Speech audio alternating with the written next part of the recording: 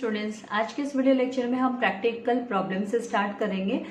तो practical problem number 1 का solution explanation देने से पहले मैं आपसे रिक्वेस्ट करूंगी कि अगर अभी तक आपने मेरे चैनल को सब्सक्राइब नहीं किया तो प्लीज़ चैनल को सब्सक्राइब कीजिए एंड चैनल लिंक अपने फ्रेंड्स के साथ जरूर से शेयर कीजिएगा एंड वीडियो को लाइक करना मत भूलिएगा।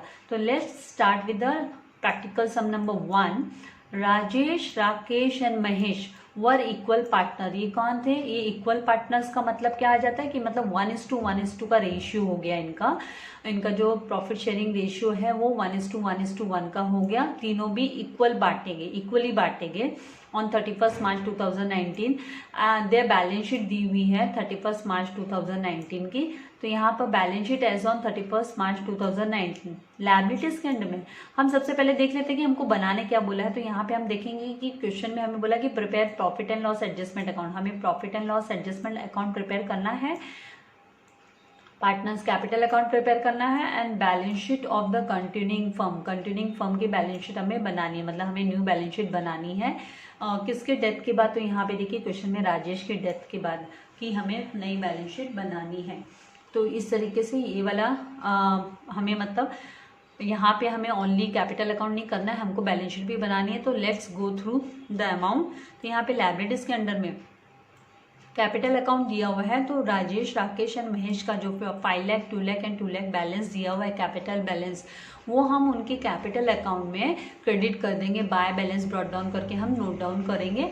उसके बाद में ये जो सन्ड्री क्रेडिटर्स हैं, बिल्स पेबल है एंड बैंक लोन है, तो हम इसका देखेंगे कि इसकी कंडीशन मतलब इनमें कोई इंक्रीज डिक्रीज है क्या, कुछ रीपेमेंट वगैरह की बात है क्या। तो एडजस्टमेंट में हमें देखना होगा, फिर उसके अकॉर्डिंग ही हमें एडजस्टमेंट करने हैं। फिर यहाँ पे लैंड एंड बिल्डिंग दिया है 4 lakh, furniture 3 lakh, debtors 3 lakh and stock 1 lakh and cash 1 lakh दिया हुआ है। आगे नीचे देखते हैं क्वेश्चन में कि राजेश डाइड ऑन 30 जून को राजेश की डेथ हो गई। तो मतलब अप्रैल से लेके आप है ना 31 मार्च को तो बैलेंस शीट है हमारे पास। 1 अप्रैल को नया एकेडमिक ईयर स्टार्ट होता है, 1 अप्रैल 2019 को नया एकेडमिक ईयर। तो 1 अप्रैल से लेकर 30 जून तक 3 महीने पूरे हो गए। राजेश 3 महीने तक बिजनेस में था, मतलब तो काफ़ी सारे जो बेनिफिट्स उसको मिलने चाहिए वो हमें उसके एग्जीक्यूटर को, मतलब उसके नॉमिनी को हमें देना होगा। तो वो उसका जो कैपिटल बैलेंसेस वगैरह है सारे एडजस्ट करके हमको देना होगा। तो यहाँ पे देखते हैं कि क्या एडजस्टमेंट्स बोले। तो the following adjustments were agreed as. यहाँ पे सबसे पहले furniture was to be adjusted to its market price of 3,40,000, मतलब है ना नया वैल्यू फर्नीचर का 3,40,000 बोला है। और आप देखेंगे कि यहाँ पर बैलेंस शीट में जो वैल्यू दी है वो 3 लाख दी है, मतलब 40,000 का इंक्रीज आया है, उछाल आया है फर्नीचर के अमाउंट में। तो हम क्या करेंगे, हमें profit and loss adjustment account बनाने बोला है। हम profit and loss adjustment account में 40,000 क्रेडिट साइड में बाय फर्नीचर करके रिकॉर्ड करने वाले हैं एंड नई बैलेंस शीट भी बनाने बोली है। तो मतलब फर्नीचर अमाउंट को हम इनर कॉलम में लिखेंगे और ये जो 3,40,000 दिया है ये आउटर कॉलम में बैलेंस शीट में हम दिखाएंगे।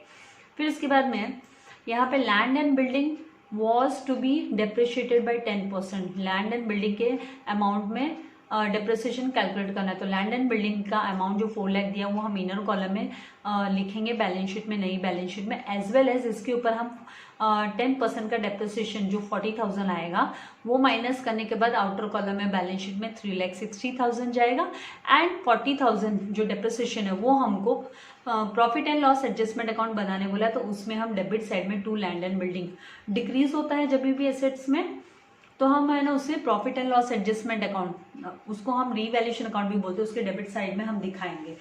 फिर उसके बाद में नेक्स्ट बोला है provide RDD 5% on debtors. Debtors पे आरडीडी कैलकुलेट करना है 5% का।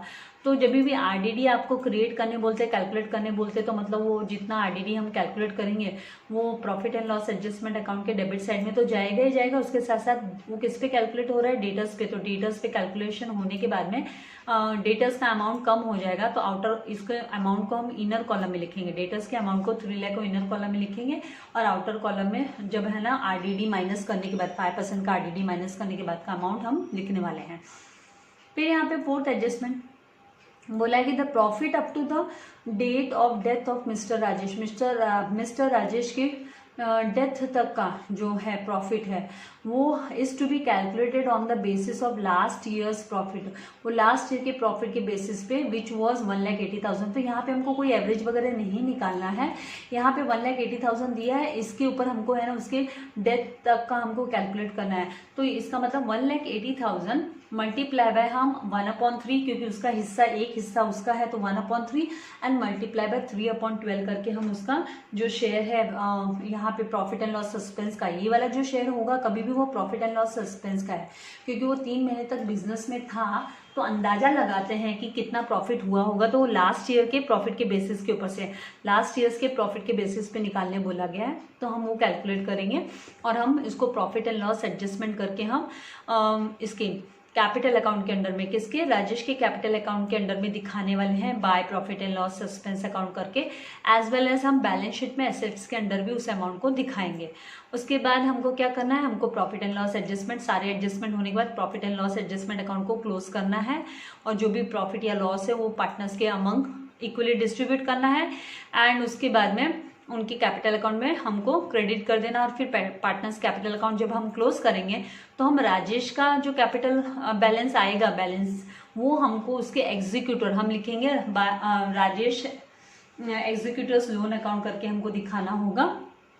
और बाकी के जो 2 पार्टनर हैं, कौन, राकेश एंड महेश, उनका जो कैपिटल बैलेंस आएगा वो नई बैलेंस शीट में हम कैपिटल अकाउंट के अंडर में लिखेंगे, उस हेडिंग के अंडर में लिखेंगे, लेकिन राजेश का हम सेपरेटली राजेश एग्जीक्यूटर्स लोन करके हम लायबिलिटीज के अंडर में रिकॉर्ड करेंगे। बाकी इन sundry creditors, bills payable, bank loan, इन पे कोई इंक्रीज डिक्रीज नहीं आया, तो ये अमाउंट एज इट इज ही सारे आ जाने वाले हैं, एज वेल एज ये स्टॉक का अमाउंट भी एज इट इज आएगा और कैश का अमाउंट भी एज इट इज आ जाने वाला है। तो इस तरीके से हमको सारे एडजस्टमेंट करने के बाद में, सब करने के बाद जब बैलेंस शीट टैली करेंगे तो बैलेंस शीट टैली होनी चाहिए, बैलेंस शीट टैली हो गई मतलब हमारा सम एकदम फुल्ली करेक्ट है। तो इस तरीके से हमको सारे एडजस्टमेंट करने होंगे। तो वर्किंग नोट भी मैं आप लोगों को दिखाने वाली हूँ, लेकिन वीडियो के क्वेश्चन को भी जरूर देखा कीजिए, एक्सप्लेनेशन को, क्योंकि बहुत सारी चीजें मैं क्वेश्चन एक्सप्लेनेशन के टाइम पे आपको इंपॉर्टेंट बातें बताती हूँ, तो उसको स्किप मत किया कीजिए। तो चलिए मैंने फॉर्मेट रेडी रखा है, तो हम है ना सॉल्यूशन का लायबिलिटी साइड से सॉल्यूशन स्टार्ट करते हैं। सबसे पहले जो कैपिटल बैलेंसेस दिए हुए वो हम रिकॉर्ड कर लेंगे। तो यहाँ पर हम लिख लेंगे बाय बैलेंस ब्रॉट डाउन। तो राजेश का जो अमाउंट दिया हुआ है वो यहाँ पर दिया है 5 लाख, तो 5 लाख रिकॉर्ड कर लेंगे। राकेश का दिया है 2 लाख, तो 2 लाख राकेश का रिकॉर्ड कर लेंगे एंड 2 लाख दिया हुआ है महेश का, तो महेश का 2 लाख हम रिकॉर्ड कर लेंगे। उसके बाद में नेक्स्ट हमको क्या करना है, सन्ड्री क्रेडिटर्स एंड वो हम बैलेंस शीट में, क्योंकि नए बैलेंस शीट में इसमें कोई चेंजेस नहीं आने वाला है, यहाँ पे इनमें कोई इंक्रीज या डिक्रीज नहीं है, तो सन्ड्री क्रेडिटर्स हम रिकॉर्ड कर लेंगे। लायबिलिटीज़ के यहाँ पे जो दिया हुआ है उसको हम डायरेक्ट आउटर कॉलम में लिख सकते हैं 90,000। उसके बाद में बिल्स पेबल का जो अमाउंट दिया है 60,000 वो रिकॉर्ड कर लेंगे एंड जो नेक्स्ट अमाउंट दिया है बैंक लोन उसको हम 1,50,000 जो दिया है वो रिकॉर्ड कर लेंगे। इसके बाद में एसेट्स के यहाँ से हमको लैंड एंड बिल्डिंग पे जो पहला एसेट्स का अमाउंट दिया है वो है लैंड एंड बिल्डिंग, तो लैंड एंड बिल्डिंग पे एडजस्टमेंट है, इसीलिए इस अमाउंट को हम इनर कॉलम में लिख लेंगे, बुक वैल्यू जो है वो। उसके बाद में नेक्स्ट दिया है, 1 लाइन लीव करेंगे, नेक्स्ट दिया है फर्नीचर। फर्नीचर पे भी, फर्नीचर को भी हमें इनर कॉलम में लिख लेना है क्योंकि इसके ऊपर भी एडजस्टमेंट है फर्नीचर पे भी, तो 3,40,000 इनर कॉलम में लिख लेंगे हम, 1 लाइन लीव कर देंगे। फिर उसके बाद में डेटर्स दिया है, तो डेटर्स पे भी यहाँ पर आरडीडी कैलकुलेट होने वाला है, क्वेश्चन हमने रीड किया है तो उसी के अकॉर्डिंगली जो डेटर्स दिया हुआ है 3 लाख, डेटर्स का अमाउंट दिया है 3 लाख हमको, तो 3 लाख हमको रिकॉर्ड कर लेना है। थोड़ा अनटाइडी लग रहा है, बात करते करते थोड़ा एरर हो जाता है, तो यहाँ पे 3 लाख डेटर्स का इनर कॉलम में रिकॉर्ड कर लिया हमने। स्टॉक है उसको हम आउटर कॉलम में डायरेक्ट दिखा सकते हैं नई बैलेंस शीट में भी, क्योंकि इस पर कोई इंक्रीज डिक्रीज नहीं है, इसलिए इसको डायरेक्ट हम आउटर कॉलम में लिख लेंगे 1 लाख। उसके बाद में जो नेक्स्ट हमको दिया है कैश, वो भी हम आउटर कॉलम में 1 लाख रिकॉर्ड कर लेंगे। इसके बाद में हम आएंगे एडजस्टमेंट्स पे। तो एडजस्टमेंट में सबसे पहले फर्नीचर टू बी एडजस्टेड है। यहाँ पे जो फर्नीचर का अमाउंट है, ये फर्नीचर का 3 लैक्स है, सॉरी नॉट 3,40,000। ये जो अमाउंट है बुक वैल्यू वो 3 लैक्स है, तो इसको 3 लैक्स कर लेना है हमको। और जो नया अमाउंट है वो 3,40,000 बोला है, तो आउटर कॉलम में आएगा नया अमाउंट 3,40,000 है, वो हमें आउटर कॉलम में लिखना होगा। अब आप देखिए ये जो 3 लाख एंड 3,40,000 है, इन दोनों के बीच का जो डिफरेंस होता है वो कितना होता है 40,000 का। मतलब है ना फर्नीचर 40,000 से इंक्रीज हुआ, तो यहाँ पे 40,000 हम एप्रिसिएशन करके रिकॉर्ड करेंगे। तो यहाँ हम लिख लेंगे फर्नीचर के यहाँ पे एप्रिसिएशन, और इसका सेकेंड इफेक्ट कहाँ जाएगा, तो ये हमने जो profit and loss adjustment account बनाया है वहाँ पर 40,000 हम क्रेडिट साइड में bye furniture account, bye furniture account करके इंक्रीज वैल्यू हम रिकॉर्ड कर लेंगे 40,000।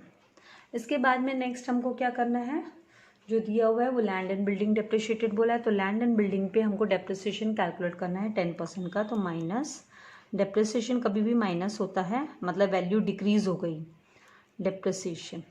तो इसका वर्किंग नोट मैं आपको दिखा देती हूँ। 4 लाख पे डेप्रिसिएशन कैलकुलेट करना है 10%। मैं तो वर्बली भी बोल सकती हूँ 40,000 आता है, लेकिन आप वर्किंग नोट में डेप्रिसिएशन ऑन बिल्डिंग BLDG लिख लीजिए शॉर्ट में, क्योंकि वर्किंग नोट कर रहे तो इट्स ओके, आपको पता होना चाहिए बस खाली। 4 लाख मल्टीप्लाई बाय 10/100 करेंगे। यहाँ पे कोई डेट वगैरह कुछ दी नहीं है, इसलिए डेट को तो हमको इग्नोर ही करना है। तो 0 get cancel with 0 and this 0 will get cancel with this 0। तो बचा कितना 4 एंड ये 4 0, तो 40,000 हो गया। तो 40,000 का डेप्रिसिएशन हुआ है लैंड एंड बिल्डिंग पे। तो ये हमको क्या करना है, डेप्रिसिएशन 4 लाख में से 40,000 क्या करना है, माइनस करना है। तो आउटर कॉलम में 3,60,000 आएगा माइनस करने पे, क्योंकि 4 लाख माइनस 40,000 करेंगे तो आप है ना जीरो माइनस के तो जीरोज आ गए, 0 - 0 0 आ गया, फिर 40 - 4 करेंगे तो 36। तो ऐसे भी कर सकते हैं, तो जैसे आपको कन्वीनियंट लगे। अब इस डेप्रिसिएशन को हम क्या करेंगे, प्रॉफिट एंड लॉस एडजस्टमेंट में रिकॉर्ड कर देंगे टू लैंड एंड बिल्डिंग। यहाँ पे डिक्रीज हुआ एसेट्स में, ये एरो डाउनवर्ड हो रहा है, एसेट्स में डिक्रीज हुआ 40,000 आप रिकॉर्ड कर लेंगे। उसके बाद में जो नेक्स्ट दिया है प्रोवाइड RDD बोला है हमको, तो RDD का कैलकुलेशन मैं आपको दिखा देती हूँ। RDD on debtors at the rate of 5% बोला है, इसीलिए जो डेटर्स का अमाउंट दिया हुआ है वो है 3 lakhs का, मल्टीप्लाई बाय π/100 करना है। तो this 2 zeros will get cancel with this 2 zeros। तो 5 3 कितना होता है 15 होता है, राइट। एंड ये 3 zeros एज इट इज। तो 15,000 का RDD है ना, ये 15,000 का RDD हमें माइनस करना है, कहाँ से, डेटर्स में से। तो यहाँ से हम माइनस RDD, ये हमें ना फाइनल अकाउंट में भी ऐसे करते हैं, राइट। तो RDD ये रिजर्व फॉर डाउटफुल डेब्ट्स इसका फुल फॉर्म है। तो माइनस 15,000 करेंगे यहाँ से। तो ये 3 zeros माइनस 3 0 किया तो 3 0, क्योंकि सेम है इसीलिए मैं ऐसे क्विक वे में। एंड 0 - 5 पॉसिबल नहीं है, नेबर के पास जाएगा, नेबर के पास कुछ नहीं, फिर नेबर 3 के पास जाएगा, 3 के यहाँ से 2 हो गया, यहाँ पे है ना 10 होता है, ये बाजू वाले को दे रहा है अपने को, तो यहाँ पे 9 और सबसे स्टार्टिंग में हम 10 कर लेते हैं। ये हमने पहले है ना हमने सीखा है प्रीवियस क्लासेस में। तो 10 - 5 किया तो 5 आया, एंड 9 - 1 किया तो 8 आया, एंड 2 हमारा है तो 2,85,000 आया। फिर ये जो 15,000 है RDD का, वो हमको क्या करना है, प्रॉफिट एंड लॉस एडजस्टमेंट के डेबिट साइड में। क्यों, क्योंकि ये एक तरीके से लॉस हो गया ना। तो RDD क्रिएट करते हैं हम, कैलकुलेट करते तो हम रिकॉर्ड करते हैं 15,000। इसके बाद में कौन सा एडजस्टमेंट है, इसके बाद में है उसका प्रॉफिट कैलकुलेशन। तो उसका वर्किंग नोट मैं आपको दिखा देती हूँ। तो यहाँ पे स्पेस है, यहाँ पे दिखा देते हैं वर्किंग नोट नंबर 3। नंबर्स डालेंगे तो कोई इशू नहीं है। वर्किंग नोट नंबर 3 जो लास्ट एडजस्टमेंट है वो है उसका प्रॉफिट एंड लॉस सस्पेंस वाला। ये हम कौन सा कैलकुलेट करें, तो प्रॉफिट एंड लॉस सस्पेंस, ये जो एवरेज प्रॉफिट करके निकालने बोलते हैं ना अकाउंट वाला, हम निकालने वाले हैं। कैलकुलेशन ऑफ प्रॉफिट कैलकुलेशन कर रहे हैं हम। of profit on the basis of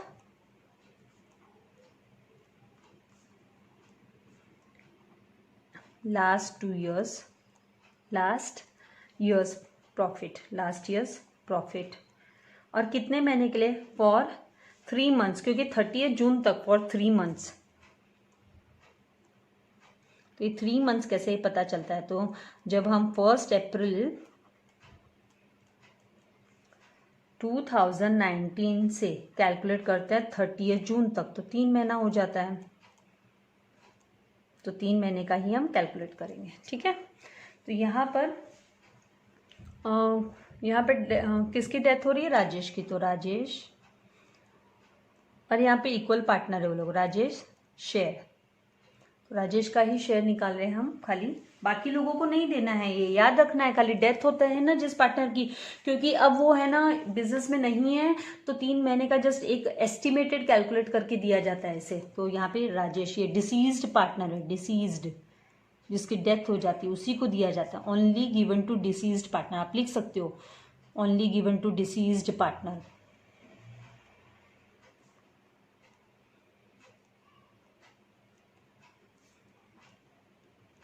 तो ये आपको याद रखना है कि ये जो प्रॉफिट एंड लॉस सस्पेंस है ना, ये मतलब जो सस्पेंस में जाता है ये वाला है ना, ओनली डिसीज पार्टनर, जो एक्सपायर हो जाता है ना उसी को जाता है खाली, बस।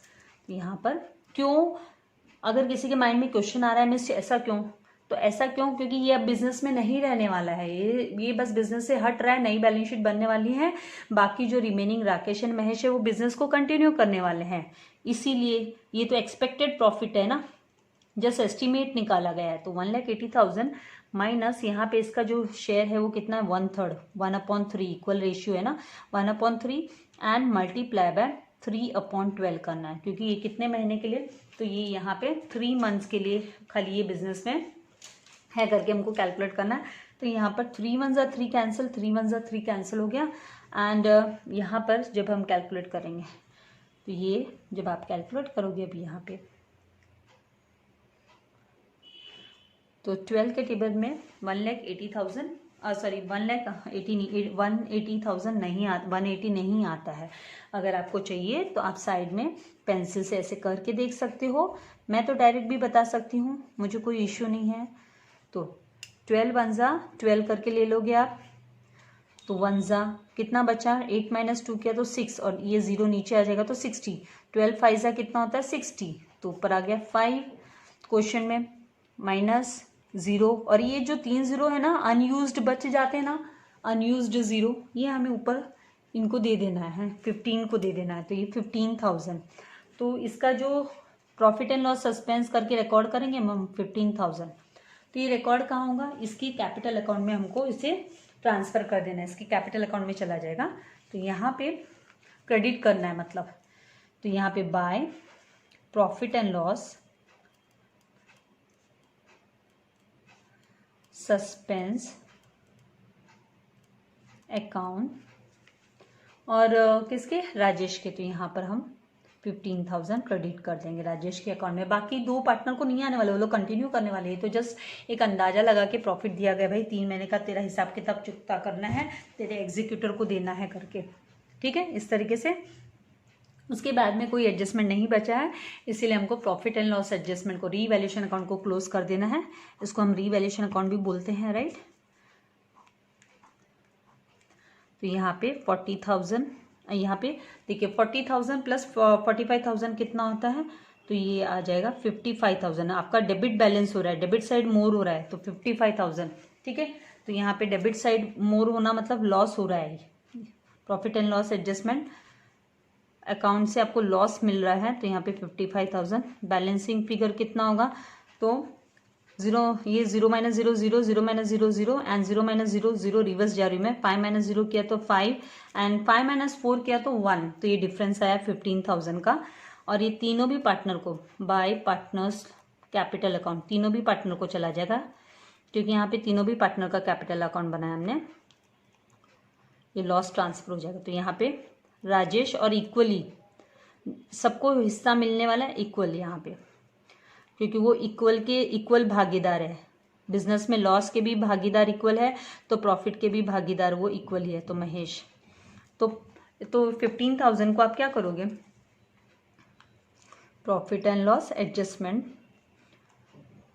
शेयर, तो यहाँ पे 15,000 को आप डिवाइड बाय 3 कर दोगे, 3 टुकड़े कर रहे हो, इक्वली 3 टुकड़े कर रहे हो, तो 3 1 जा 3, 3 5 जा 15, 5 जा तो 5,000, तो तीनों को 5-5 हज़ार चला जाएगा लॉस। तो यहाँ पे लॉस तीनों को बेयर करना है, इनकर्ड हुआ जो लॉस 15,000 का लॉस इनकर्ड हुआ वो तीनों को ही बेयर करना है, और उनके कैपिटल अकाउंट में डेबिट करेंगे हम, डेबिट साइड में, क्योंकि डेबिट साइड में तो उनका कैपिटल बैलेंस रिड्यूस हो जाएगा, तो ये लॉस हमको to profit and loss adjustment account, आप ब्रैकेट में यहाँ पे लिख लोगे लॉस, तो आपको माइंड में रहेगा कि लॉस है ना, डेबिट साइड में लिखते हैं, ठीक है। तो यहाँ पे हम 5,000, राकेश के कॉलम में भी 5,000 एंड महेश के कॉलम में भी 5,000। अब हमको कैपिटल अकाउंट को क्लोज करना है इनके, ठीक है। तो कैपिटल अकाउंट में सबसे पहले डिसीज्ड पार्टनर का कर लेंगे, क्योंकि हम एग्जीक्यूटर लोन करके रिकॉर्ड करेंगे उसका।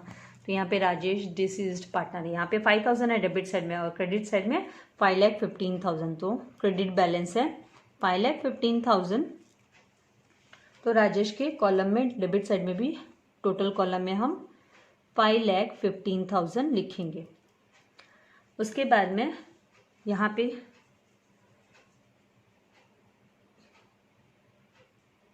भी 5,15,000 ही हमको लिखना होगा। राजेश एक्सपायर हुआ है, राइट, तो यहाँ पे 5,15,000 हमने लिखा। उसके बाद में हम क्या करेंगे, यहाँ पे दिखा देंगे इसका बैलेंसिंग फिगर जो आएगा वो 5,10,000 आएगा। 5,10,000 बैलेंसिंग फिगर हो गया, क्योंकि 5,15,000 माइनस आप 5,000 करोगे, मतलब ये 5,000 इधर से कैंसिल करते हो तो 5,10,000 रहता है, राइट। तो to Rajesh executor, Rajesh executors loan account करके रिकॉर्ड होगा, ठीक है। उसके बाद में आपको क्या करना है, उसके बाद में आप राकेश है, और ये लोन अकाउंट करके आप लायबिलिटीज़ में जब तक उसको पेमेंट नहीं रिसीव होगा करके लोन में ही डालते हैं ना, तो यहाँ पे लायबिलिटीज़ के अंडर में राजेश एग्जीक्यूटर्स लोन अकाउंट 5,10,000 इधर रिकॉर्ड कर लेंगे इस तरीके से। उसके बाद में हमको क्या करना है, महेश एंड राकेश का क्लोज करना, तो यहाँ पर 2 लाख, और यहाँ पर भी महेश के इसमें भी 2 लाख टोटल होता है। क्रेडिट बैलेंस ही हो रहा है क्योंकि इनका क्रेडिट साइड ज़्यादा है, तो यहाँ पे भी लिख लेंगे 2 लाख। अब 2 लाख में से 5,000 घटाएंगे तो कितना आएगा, 1,95,000 आएगा। कैलकुलेशन थोड़ा क्विक करना सीखना है। 2 लाख माइनस 5,000 जो नॉर्मल कैलकुलेशन है वो तो आनी चाहिए ना। 1,95,000 इनका बैलेंसिंग फिगर है, ठीक है। तो ये अभी हम टू बैलेंस कैरिड डाउन, ये हमको राकेश का एंड महेश का कैपिटल अकाउंट में रिकॉर्ड करना है। तो यहाँ पर हम कैपिटल लायबिलिटीज़ के अंडर कैपिटल अकाउंट में, तो कैपिटल अकाउंट्स राकेश का जो अमाउंट है 1,95,000, महेश का है वो भी 1,95,000 है। अब हमको बैलेंस शीट क्लोज करनी है, तो बैलेंस शीट को टैली करना है हमें।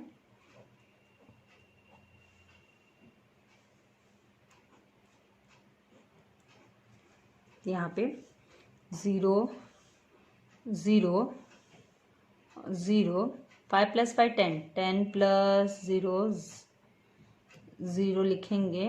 10 + 0 10 होता है तो 0 लिखेंगे, कैरी ओवर करेंगे हम 1 1 + 9 10 10 + 9 19 19 + 9 कितना होगा 28 28 + 6 करेंगे तो कितना होगा 34 34 + 5 कितना होगा 39 39 + 1 कितना होगा 40, तो 40 का 0 कैरी ओवर 4 4 + 1 5 5 + 1 6 6 + 1 7 7 + 5 12, तो यहाँ पे 12 लैक्स।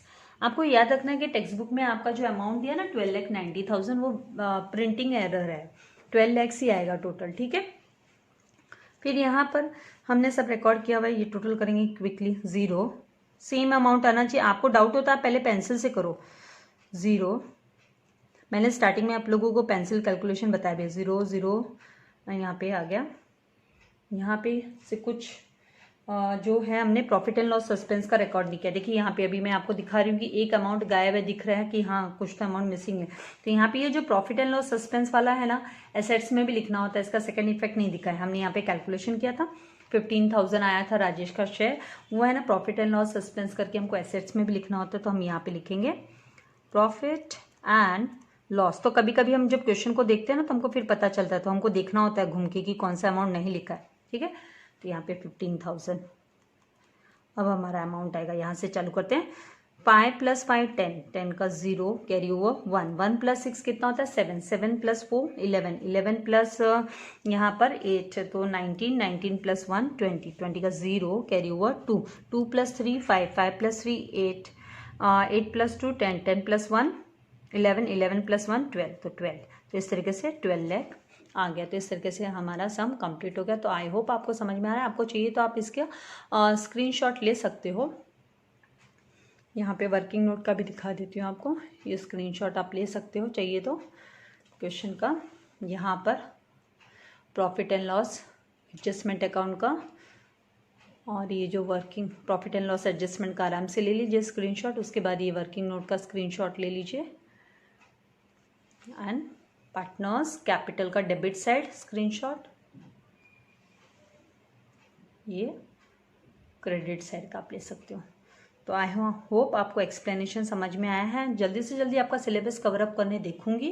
अपने फ्रेंड्स के साथ वीडियोस को शेयर करना मत भूलिएगा एंड फ्रेंड्स को भी चैनल को सब्सक्राइब करने बोलिए ताकि उनको लेटेस्ट वीडियो के नोटिफिकेशंस मिलते रहे।